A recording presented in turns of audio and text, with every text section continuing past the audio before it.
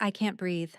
She was drowning in darkness, in shame, in the weight of 1,000 stairs she could not see, but could feel burning through her skin. You were never meant for me, Elowen. Surely you knew that.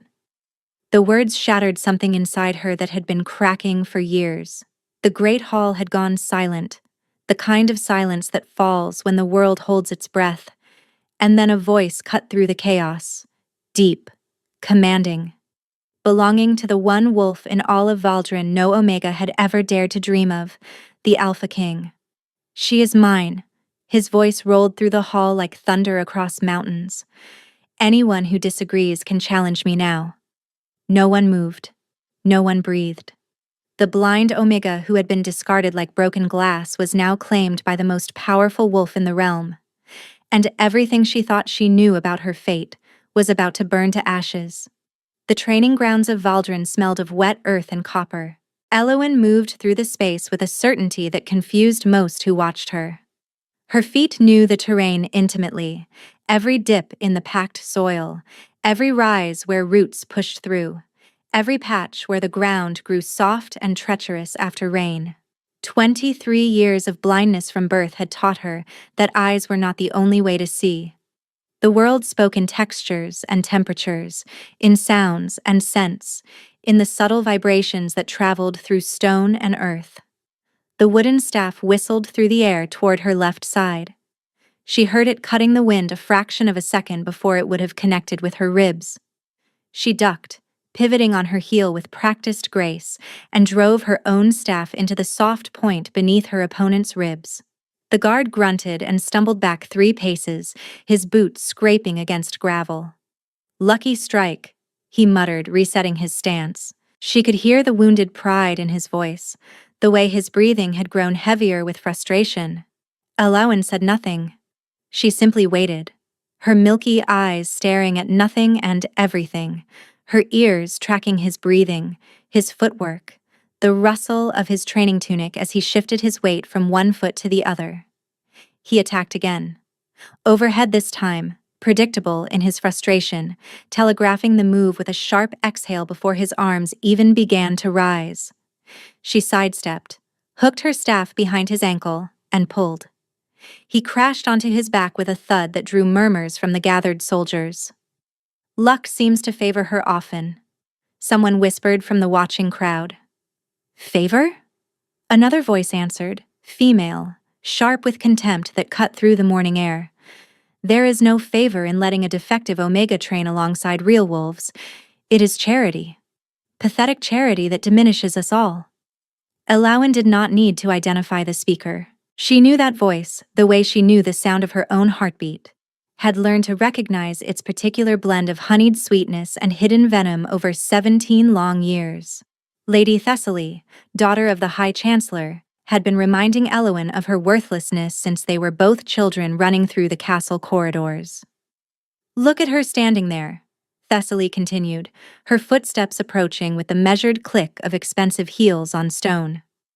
The sound was precise, calculated. Everything about Thessaly was calculated. Blind, wolfless, 23 years old and still waiting for a shift that will never come. "Tell me, Elowen, do you practice fighting because you know no alpha will ever want you warming his bed? Is this your only path to relevance?"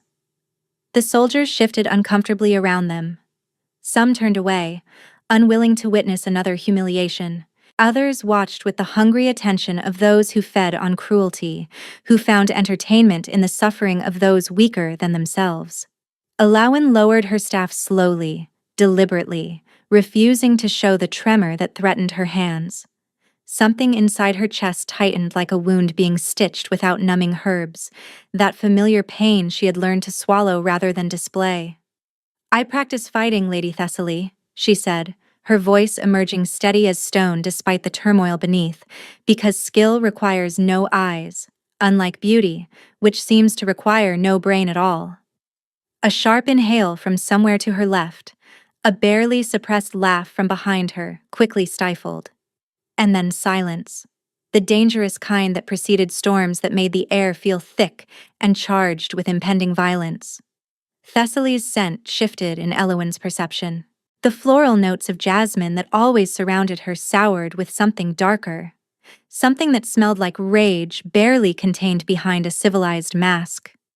You forget yourself, Omega. The word dripped with disgust, weaponized into something ugly.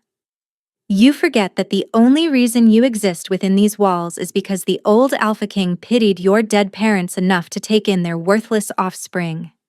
You are a ghost they forgot to bury, haunting halls where you do not belong. The words landed exactly where they were meant to. In that hollow place behind Elowin's ribs, where she kept every reminder that she did not belong, every whispered insult, and every moment of exclusion. But she had learned long ago that showing pain was an invitation for more of it. Tears were trophies to people like Thessaly. Trembling voices were victories. Perhaps, Elowin said, sliding her staff back into its holder with deliberate calm. But even ghosts can leave bruises. As your guard just discovered when he found himself staring at the sky. She walked away before Thessaly could respond, navigating the familiar path toward the eastern barracks with steps so sure that anyone who did not know her might forget. She could not see the ground beneath her feet. Only when she reached the shadow of the old armory, where the stones held the cold and the air smelled of rust and forgotten things, did she allow her hands to shake. Only there, alone with her humiliation, did she let the mask slip. 17 years.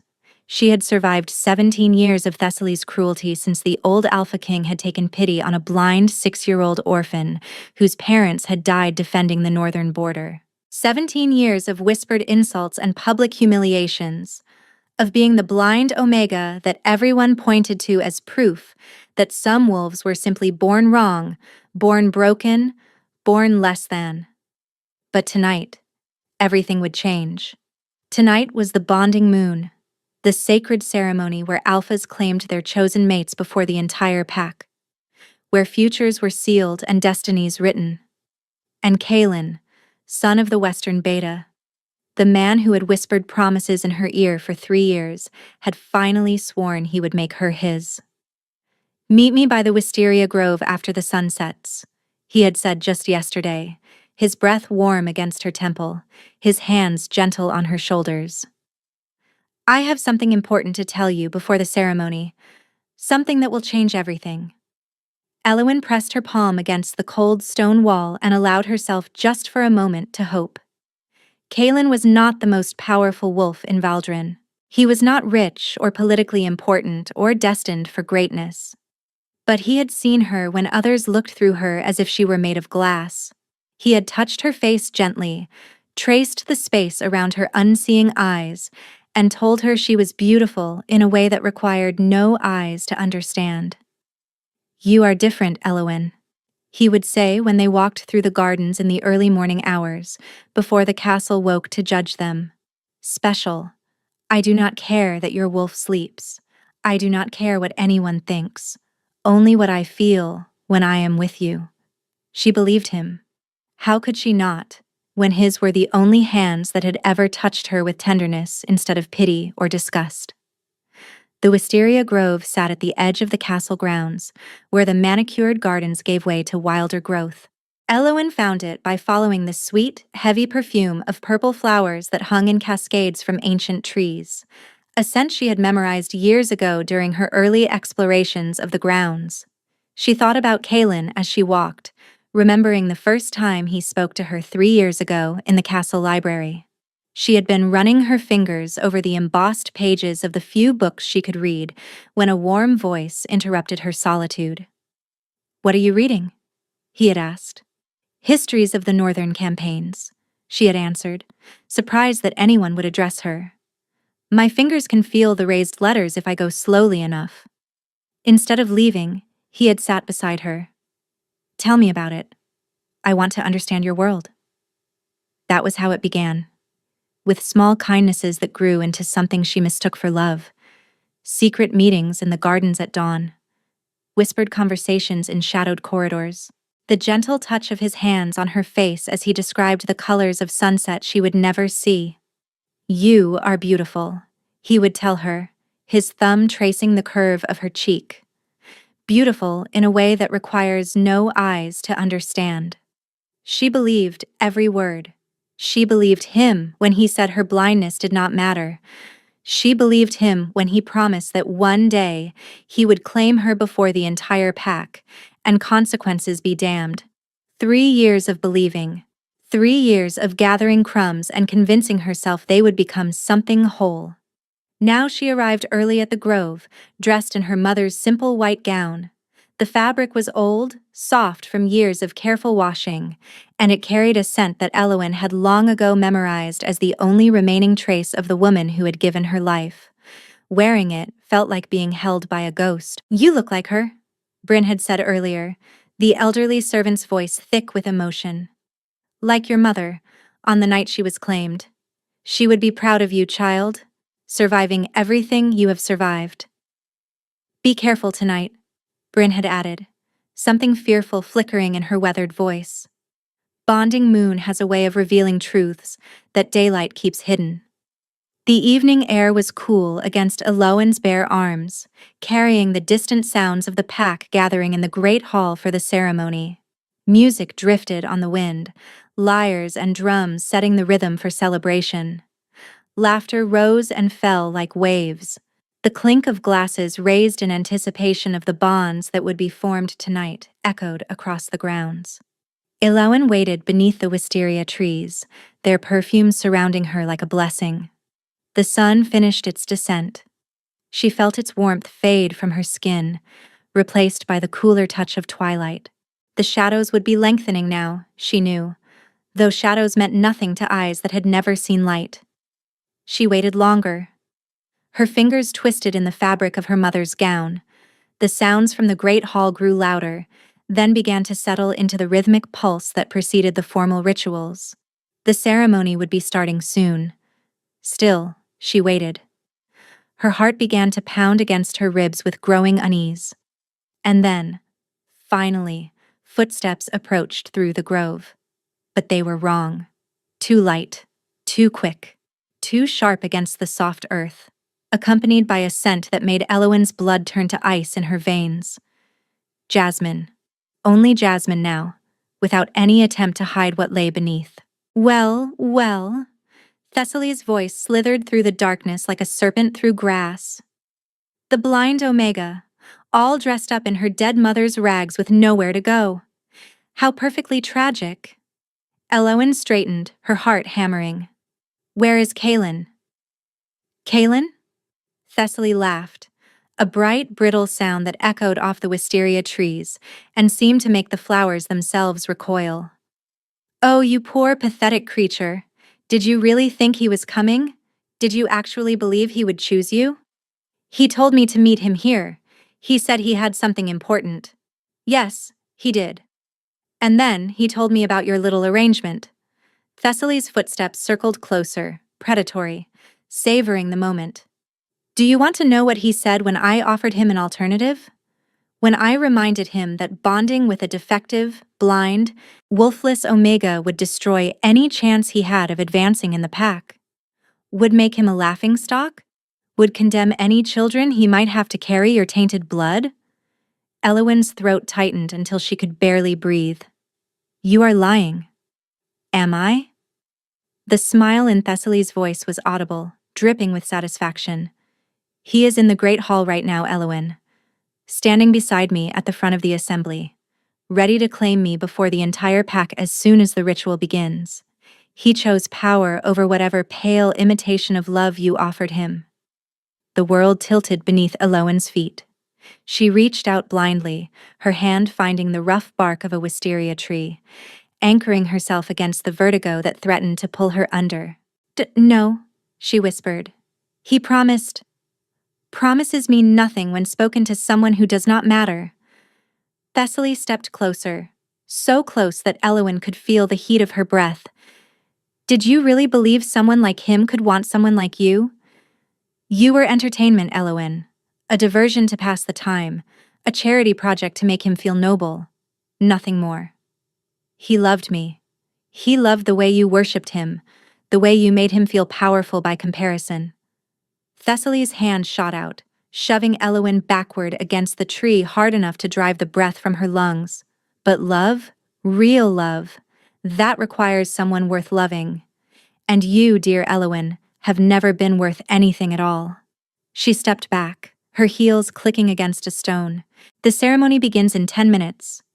You can stay here and rot with the flowers, or you can come watch the man you thought you loved claim me instead. Either way, the outcome remains the same. You lose. You always lose. Because that is all you were ever meant to do. Her laughter faded into the night as she walked away, leaving Elowyn alone in the dark with the shattered pieces of everything she had believed. Elowyn did not remember walking to the Great Hall. One moment she was in the grove, her nails digging into the bark of the wisteria tree hard enough to draw blood, her chest heaving with sobs she refused to release. The next, she stood at the edge of the massive chamber, surrounded by the press of bodies and the overwhelming collision of hundreds of scents. The hall was alive with energy, anticipation crackling through the air like lightning before a storm.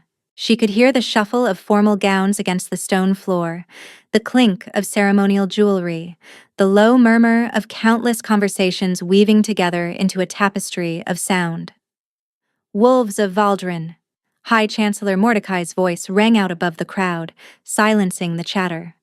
We gather beneath the sacred moon to witness bonds that will strengthen our pack, secure our future, and honor the traditions of our ancestors.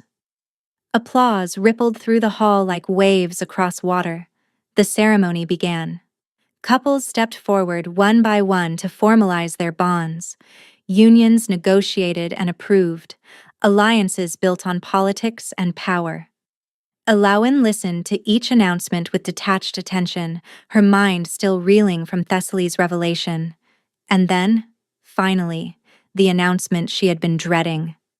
Kaelin of the Western Territory and Thessaly, daughter of High Chancellor Mordecai. The applause was thunderous, echoing off the vaulted ceiling. This was the match everyone had anticipated. The union that would cement the Chancellor's influence and elevate an ambitious young wolf to new prominence. Elowyn listened to them ascend the ceremonial platform. Listened to the officiant pronounce blessings upon their union. Listened to Kaelin's voice, the voice that had whispered promises against her skin for 3 years, confirm the betrayal. I do. She had known it was coming. Thessaly had told her. But hearing the words spoken aloud before hundreds of witnesses, was different. It carved something out of her chest and left only hollow emptiness behind. And then something changed. The energy in the hall shifted like wind changing direction. Conversations died mid-sentence, bodies stilled. Even the air seemed to hold its breath. Heavy footsteps echoed against the stone floor. Footsteps that carried weight, authority. Power that made the crowd instinctively part. The Alpha King, someone whispered with reverent awe. Tyrion Blackmore, ruler of Valdren, was a figure more legend than reality to most of the pack. He appeared at ceremonies when tradition demanded, but he never participated in the social machinations that consumed everyone else. Never showed interest in the endless political games. He simply observed from his throne, a distant force that shaped the kingdom without deigning to engage with its petty dramas. His scent reached Elowyn before anything else. Pine forests after rain, winter storms rolling across mountains, and something deeper beneath it all. Something ancient that made the silent place in her chest, where her wolf should have been, suddenly, inexplicably warm. She gasped softly at the sensation, her hand rising to press against her sternum. What was that? The formal bonds have been witnessed, Mordecai announced, his voice carrying a new edge of nervousness. As tradition allows, this gathering remains open for any final declarations or challenges. Silence stretched through the hall.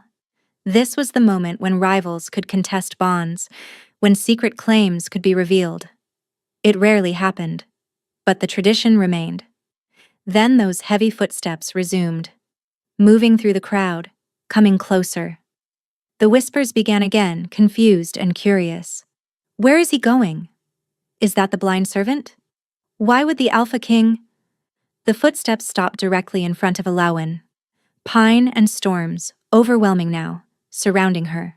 You, the Alpha King said, his voice low and meant only for her, yet somehow carrying through the absolute silence of the hall. What is your name? She is no one, Your Majesty, Mordecai interjected hastily. A servant, blind from birth. She should not even be in attendance. I asked her. The ice in Tyrion's voice could have frozen fire. Not you, Chancellor. Alawan. The word scraped past her dry throat. My name is Alawan. A pause. Brief, but weighted. Alawan. Daughter of Marin and Corvus? Her heart stuttered. No one spoke her parents' names anymore. No one remembered the 2 warriors who had died defending the northern border 17 years ago. Yes, she whispered. How do you know? I know many things. The Alpha King's presence shifted as he gestured to someone she could not see. You should not be standing in the shadows at the edge of this hall, Elowen. You should be standing with the warriors, where your bloodline has earned you a place. Gasps rippled through the crowd. Blackwood and Vayne, the heroes of Thornfall? That servant is their daughter? I thought they died without heirs. Your Majesty, Mordecai pressed, his diplomatic mask cracking. While the late warriors were indeed honored members of our forces, their daughter has certain limitations. Her blindness alone? Her blindness does not diminish her lineage, and as for her limitations... The Alpha King paused. Those are not your concern, Chancellor. His hand found Alawan's elbow. The touch was light, questioning, giving her the choice to pull away. She didn't. Walk with me. He guided her through the parted crowd and out of the hall, his pace matching hers exactly, never pulling or rushing. They walked in silence through empty corridors until the noise of celebration faded to distant echoes. We are in the Eastern Gallery, he said finally, stopping beside what she assumed was a window. There are paintings on the walls that you cannot see, but the moonlight here is beautiful, and I thought you might appreciate the quiet. Why did you do this? The question burned on her tongue. Speak to me? Defend me before the Chancellor? Because you are the daughter of Marin Blackwood, who killed 15 enemy wolves single-handedly during the siege of Thornfall.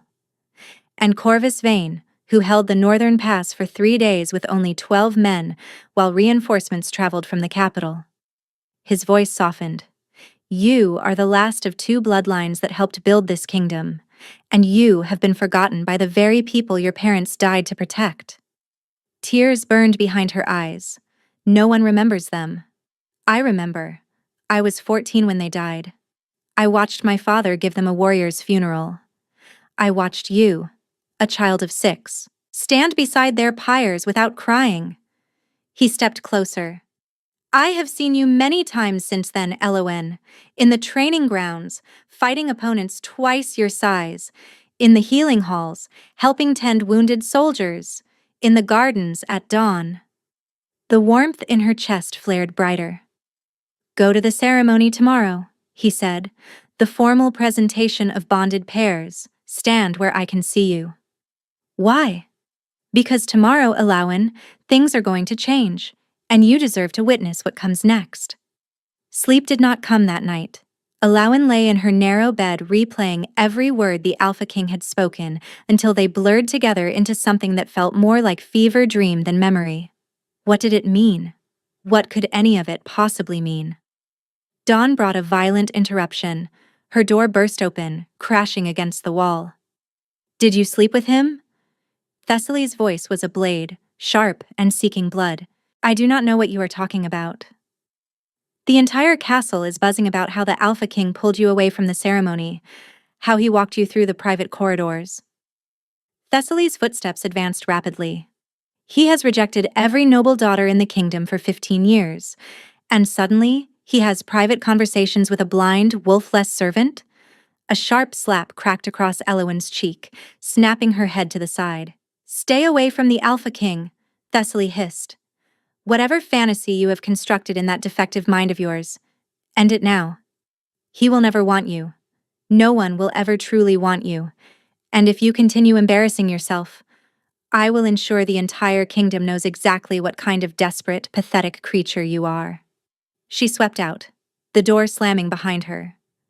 Elowen stood motionless, her hand pressed against her stinging face. Then, slowly, she smiled. Thessaly was afraid. The most powerful young noblewoman in Valdrin, freshly bonded to an ambitious wolf, daughter of the High Chancellor himself. And she was afraid of a blind servant. Which meant whatever had happened last night was real. Something had changed, and Thessaly could feel it. The presentation ceremony was held in the grand courtyard at midday, when the sun cast the fewest shadows.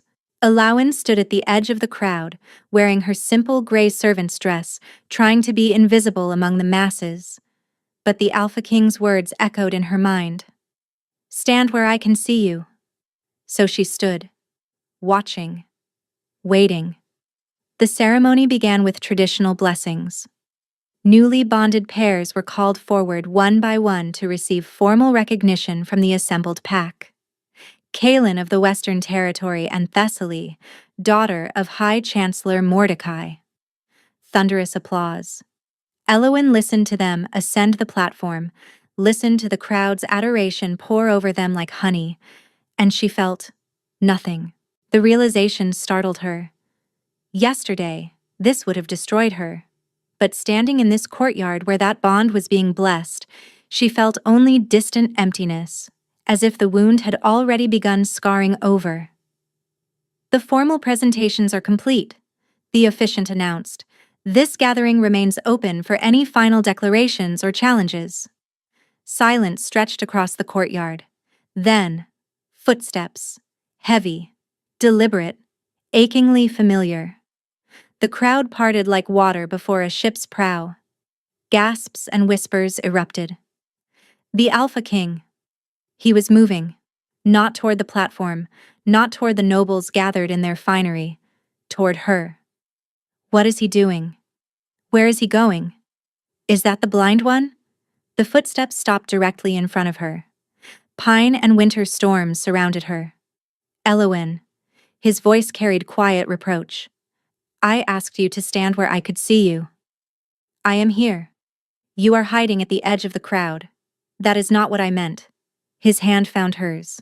The touch sent electricity racing through her entire body.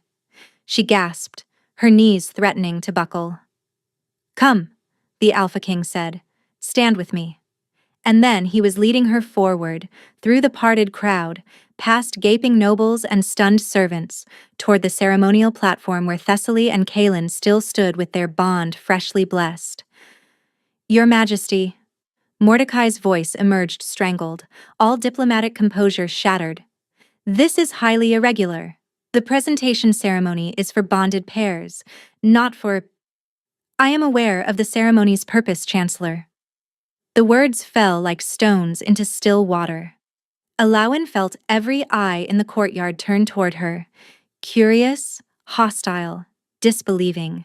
"Then surely you understand that this woman's presence here is inappropriate. She has no bond to present. She is the daughter of Meryn Blackwood and Corvus Vane." Tyrion's voice carried across the entire courtyard. "Warriors whose names are carved into the memorial wall of the northern fortress. Heroes who gave their lives so that wolves like you, Chancellor, could debate protocol in comfortable courtyards." Silence. Complete, absolute silence. Thessaly stepped forward. "Bloodline alone does not excuse this disruption, Your Majesty. She cannot even look upon your face. You ask what makes me worthy." Elowen's voice emerged before she could stop it, steady despite the terror coursing through her veins. "I have trained alongside wolves twice my size and beaten them without ever seeing their attacks coming. I have memorized every corridor of this castle.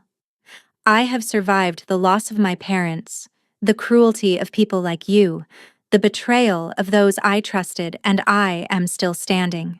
Her voice rose, carrying across the silent courtyard. "If worthiness is measured by what we have overcome, then I am more worthy than you could ever understand." Scattered applause rippled through the crowd, tentative at first, then growing. Kaelin stepped forward. Elowen, I need to explain. Do not. Tyrion's voice cut through like a blade. Whatever guilt has suddenly awakened in your chest, this is not the moment. You made your choice. You do not get to unmake it now, simply because you have discovered your discarded option had more value than you realized. Your Majesty, Mordecai pressed, his voice strained, surely there is no need for further disruption. You are right, Chancellor. I have not come to disrupt. Tyrion's voice changed, becoming formal, ancient, weighted with tradition older than the castle itself. I have come to claim. The word dropped into the courtyard like a thunderclap. Claim. The crowd erupted. Gasps, shouts, protests collided in chaos. The Alpha King cannot claim a servant. She has no wolf. The bond will be invalid. He has lost his mind. Silence. One word. Spoken softly. But it cut through the noise like a blade through silk. I am your king. I am not asking for permission. I am informing you of my decision. Elowen, daughter of Meryn Blackwood and Corvus Vane, will be my claimed mate. Any wolf who wishes to challenge this may step forward now and face me in ritual combat. No one moved. No one dared. A claim requires consent, Thessaly pressed, her voice trembling with fury. The Omega must accept. Tyrion turned to Elowen. She is right. His voice softened, became intimate despite the hundreds listening. Elowen, look at me. She turned toward his voice, her sightless eyes finding the direction of his presence. I have watched you for 17 years, he said quietly. I have seen your strength when you thought no one was looking. I have admired your resilience when others saw only weakness. Last night, when I saw you standing at the edge of that hall, while the man who betrayed you claimed another woman, something inside me broke. I could not stand by any longer. So you claimed me out of pity? No. His hand cupped her face with devastating gentleness. I claimed you because I love you, Elowen. I have loved you for years. I simply lacked the courage to admit it until I was more afraid of losing you than of admitting the truth. Tears spilled down her cheeks. I cannot see your face. I may never see your face. Then I will show you who I am in other ways. My wolf? I am not claiming your wolf, Elowen. I am claiming you. A sob escaped her throat, not of sadness, but of overwhelming relief and terrifying hope. Yes, she whispered. I accept your claim. I accept you. And then he kissed her. A declaration, a promise, and a seal upon the bond they had just formed. His hands framed her face and his lips moved against hers with a hunger that made the world disappear. When they broke apart, the courtyard had gone silent with awe. People of Valdrin, Tyrion's voice rang out, you have witnessed my claim and her acceptance. Let no wolf question this bond. Any insult to my mate is an insult to the crown. She is not a servant any longer. She is your future queen. Treat her accordingly. Queen. The word echoed through Elowen's mind. And somewhere deep in her chest, in that place where her wolf had been silent for 23 years, something stirred. The royal chambers were overwhelming. Silk beneath Elowen's fingertips, velvet under her feet, a fireplace crackling with warmth large enough to fill the entire room with dancing heat. The space was vast. She could tell by the way sounds echoed, by the time it took her footsteps to travel from one wall to another. These are the Queen's chambers, Tyrion said. They have been empty since my mother's death 23 years ago. I think she would have liked you. You cannot know that. I know that she valued courage over convention. I know that she chose my father when her family wanted her to bond with someone more politically advantageous. I know that she spent her life proving that worth cannot be measured by the circumstances of one's birth. His hand found hers. Yes, Elowen. I believe she would have liked you very much. 3 days had passed since the claim. 3 days of learning to navigate her new reality, the servants who now bowed to her, the nobles who watched her with barely concealed hostility, the whispers that followed her through every corridor. Marta, the round-faced maid assigned to serve her, had become an unexpected ally.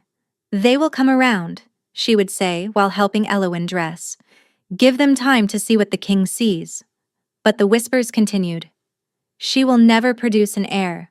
A wolf less Omega cannot carry strong pups. When he tires of her novelty, what then? The crown has doomed itself for a pretty face that cannot even see its own reflection. Elowin absorbed each word like a blow, storing them in the place where she kept all the wounds she refused to let show. The court will never truly accept me, Elowin said quietly. The court will accept what I tell them to accept. It is not that simple. No. He moved closer, and she felt his warmth like a physical presence.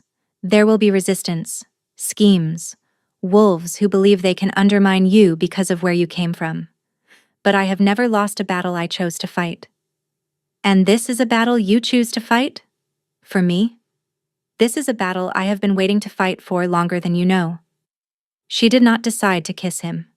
Her body simply moved, rising onto her toes, her hands finding his shoulders, her lips pressing against his. Tyrion responded instantly, his arms wrapped around her, pulling her close until no space remained. The kiss deepened. Heat exploded through her body, something that reached into the hollow place where her wolf had been silent and set it ablaze. She gasped, breaking the kiss, her hand flying to her chest. Your wolf, Tyrion breathed. She responded to us. She felt our bond. Wonder filled his voice. She is not gone, Elowin. She has simply been waiting. For this. For us. On the fourth day, Kaelin found her alone in the royal library. You should not be here, Elowin said without turning. The king made his feelings clear. I needed to speak with you. What we had was real. You cared for the idea of me, she said coldly. The novelty of someone who could not compare you to others. The certainty that I would always be waiting. I loved you. You loved what I gave you. She turned toward him. But I am not waiting anymore. I have a mate who sees my worth. A king who claimed me before the entire kingdom. He does not truly love. And yet he chose me. Over every noble daughter. Over every political alliance. He chose me. I believe she asked you to leave. Tyrion's voice cut through the library like winter ice. Kaelin stumbled backward in terror. If you approach her again, Tyrion said quietly, moving to stand beside Elowin, I will consider it a challenge to my claim, and I will respond accordingly. Kaelin fled. Tyrion's hand found her back. You were magnificent. I have needed to say those things for a very long time. The Chancellor met with the Eastern Lords yesterday, Brynn whispered during her visit. They are gathering support for a formal challenge to your bond. Elowin's blood ran cold. On what grounds? They claim the bond is invalid because your wolf has not manifested. Brynn hesitated. There is more.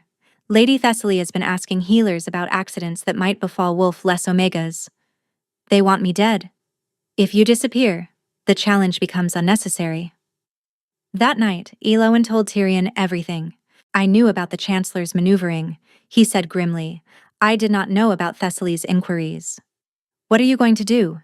His hands found her face. Protect you, destroy anyone who threatens you, and find a way to silence their objections permanently. How? Your wolf is stirring. I feel it every time we touch. When she wakes, every argument against our bond will crumble. What if she never wakes? Then I will love you exactly as you are. He pulled her close. Stay with me tonight. Yes, she whispered. And for the first time since becoming queen, she stopped being afraid. The attempt came 3 nights later. Elowin woke to her chamber door opening. Not the connecting door to Tyrion's rooms, which had a particular creak she had learned to recognize, but the main entrance from the hallway. Tyrion had been called away hours earlier to deal with urgent messages from the northern border, leaving her alone in the vast bed that still felt too large without him. She had almost drifted back to sleep when the wrongness of the sound registered. Footsteps. Soft. Deliberate. Multiple sets moving with the practiced efficiency of hunters. She is not in the bed, Find her. Quickly. We do not have much time. Her training kicked in before her fear could paralyze her. She rolled silently from the mattress, her bare feet finding the cold floor, her hands reaching beneath the bed frame for the knife she had hidden there on her second night in these chambers. Old habits from years of vulnerability did not die easily. 3 of them, perhaps 4, moving through her chambers with coordinated precision, their footsteps spreading out to cover the space systematically. Elowen pressed herself against the wall behind a tall wardrobe, controlling her breathing, tracking their movements by sound alone. The sitting room door opened and closed. Footsteps moved toward the bathing chamber. One of them was close, very close. She could smell him now, sweat and steel and something chemical that burned her nostrils. Poison. They had brought poison. The footsteps stopped directly in front of her hiding spot. Found you. A hand grabbed her arm, fingers digging into her flesh. Elowen reacted on pure instinct, driving her knife upward with all her strength. The blade sank into soft flesh beneath his chin, with a wet sound that would haunt her dreams. The man made a gurgling noise and collapsed, his weight dragging against her before hitting the floor. She killed Ren! Get her! Chaos erupted. Elowen spun, using her intimate knowledge of the room's layout to avoid the furniture that would slow her attackers. She heard them crashing into chairs, cursing as they stumbled over their fallen companion's body. But there were too many of them, and they were adapting quickly, spreading out, cutting off her escape routes with military precision. A hand closed around her throat from behind, squeezing until spots of light danced in her darkness. "Stop fighting," a voice hissed in her ear, breath hot and fetid. "Make this easy on yourself. It will be over quickly." Elowen drove her elbow backward into his stomach, twisted free of his loosened grip, and slashed wildly with her knife. The blade caught something. Arm, shoulder. She could not tell, and the man screamed. But another was there immediately, grabbing her wrist, squeezing until the bones ground together and the knife clattered from her nerveless fingers. Enough. The command came from someone new, someone who had been waiting, watching, letting his underlings do the dangerous work. Hold her still. Arms pinned her from both sides. Elowen struggled, but without her weapon, without room to maneuver, she was helpless as a rabbit in a snare. Footsteps approached. Slow, measured, savoring the moment. A hand gripped her chin, forcing her face upward. Such a waste. The voice was cultured, cold, terribly familiar. "You could have simply disappeared, you know. Found a quiet corner of the kingdom to spend your remaining years in obscurity. But you had to stay. Had to pretend you belonged among your betters. Chancellor Mordecai. The king will kill you for this." Elowen spat, tasting blood where she had bitten her tongue. "The king will never know." Mordecai's fingers tightened painfully on her chin. "You wandered onto the balcony in the night, disoriented perhaps, still unused to your grand new chambers. Lost your balance in the dark. Fell. A tragic accident." The poor, blind girl, elevated so far beyond her capabilities by a king, blinded by misplaced affection. He will not believe that. He will believe what the evidence shows. And by the time he returns from the border, the evidence will be quite convincing. Mordecai released her chin. "Take her to the balcony, make it look natural." They dragged her across the room, her bare feet scraping uselessly against the stone floor. She felt the night air hit her face, cool and sharp, carrying the scent of the gardens far below. The gardens she would never walk through again. The flowers she would never touch. "Any last words, Your Majesty?" Mordecai asked, the title dripping with mockery. Elowen thought of Tyrion, of the way he looked at her like she was something precious, of his hands gentle on her face, of the future they had barely begun to imagine together. And something inside her, something that had been sleeping for 23 years, something ancient and vast and powerful, finally woke up. The pain was unlike anything Elowen had ever experienced. It started in her chest, a burning that spread outward like wildfire through dry grass. Her bones began to shift beneath her skin, grinding and reforming in ways that made her scream. Her muscles stretched, tore, and rebuilt themselves in new configurations. Her entire body became a prison of agony that transcended anything she had known possible. The men holding her stumbled backward, releasing her in their shock. What is happening to her?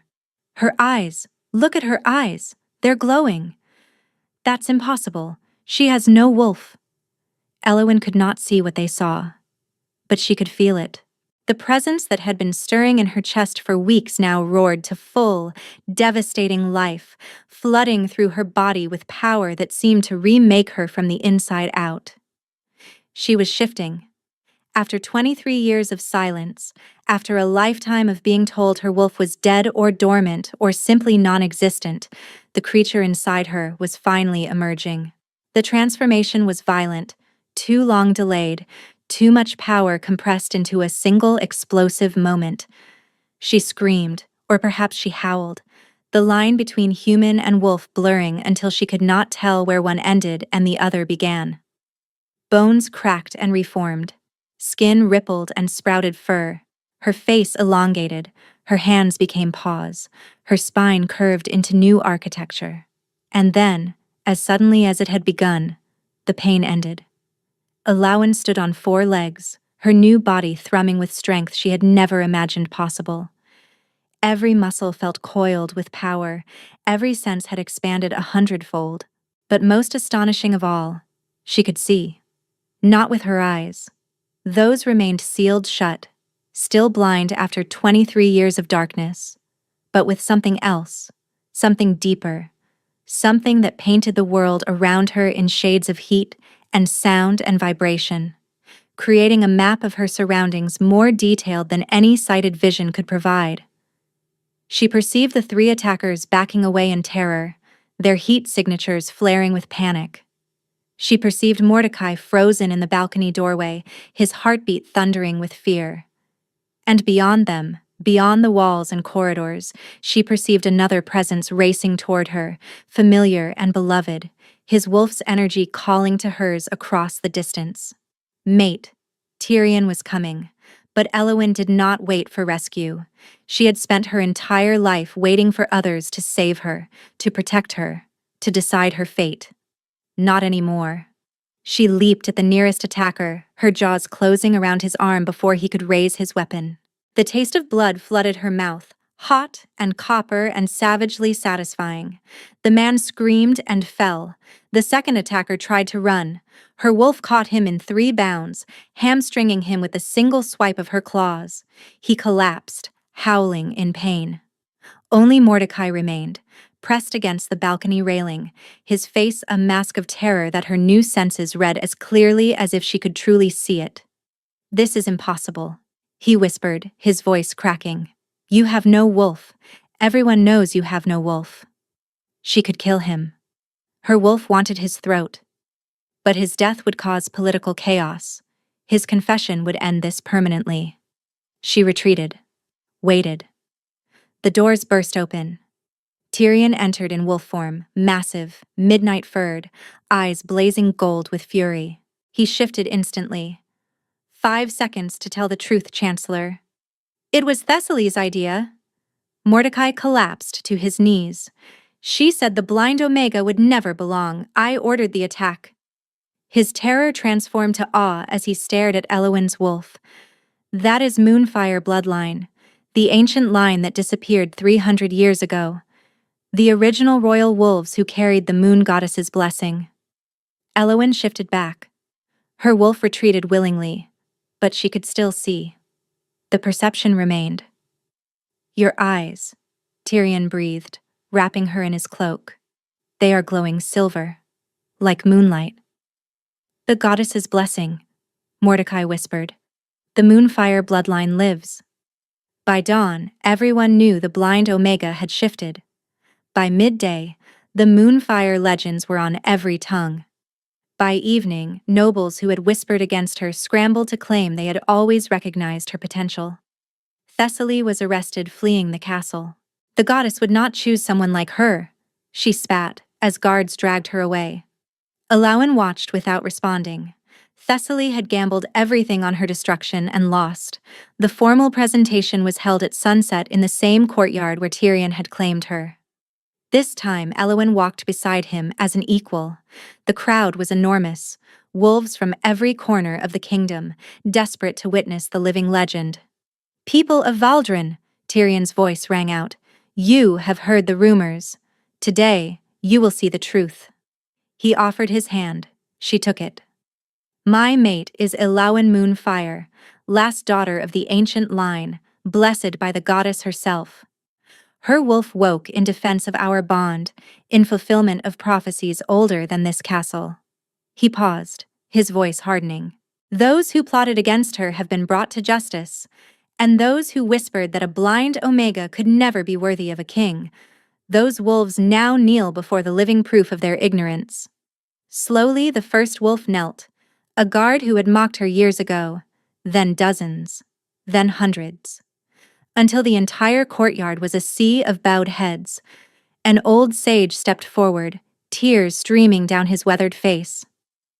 The ancient texts speak of this moment.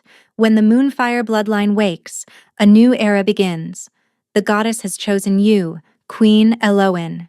You are the fulfillment of our oldest hopes. "Moonfire! Moonfire! Moonfire!" The chant crashed over the courtyard like waves. Wolves who had despised her now shouted her name with fervent devotion. Tyrion pulled her close. "They love you. They fear what I represent. Fear fades, Elauwin. Love grows." He kissed her forehead, her cheeks, her lips. "I should know. I was terrified of loving you, and look where we are now." She laughed despite everything.